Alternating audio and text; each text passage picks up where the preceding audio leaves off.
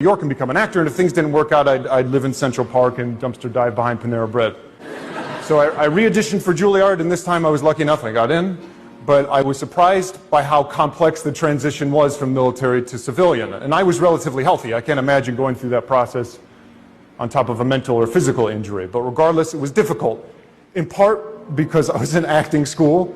I couldn't justify going to voice and speech class, throwing imaginary balls of energy at the back of the room, doing acting exercises where I gave birth to myself while my friends were serving without me overseas. But also because I didn't know how to apply the things I learned in the military to a civilian context. I mean that both practically and emotionally. Practically, I had to get a job. I was an infantry marine where you're shooting machine guns and firing mortars. There's not a lot of places you can put those skills in the civilian world.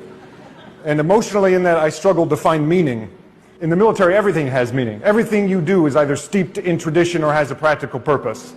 You can't smoke in the field because you don't want to give away your position. You don't touch your face because you have to maintain a personal level of health and hygiene. You face this way when colors plays out of respect to those people who went before you. You walk this way because of this. You talk this way because of this. Your uniform is worn and maintained to the inch, and how diligently you followed those rules spoke volumes about the kind of Marine you were. Your rank said something about your history and the respect you had earned. In the civilian world, there's no rank.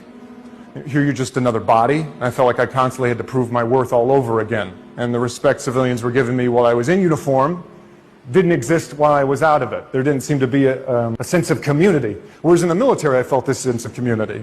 How often in the civilian world are you put in a life or death situation with your closest friends and they constantly demonstrate that they're not going to abandon you?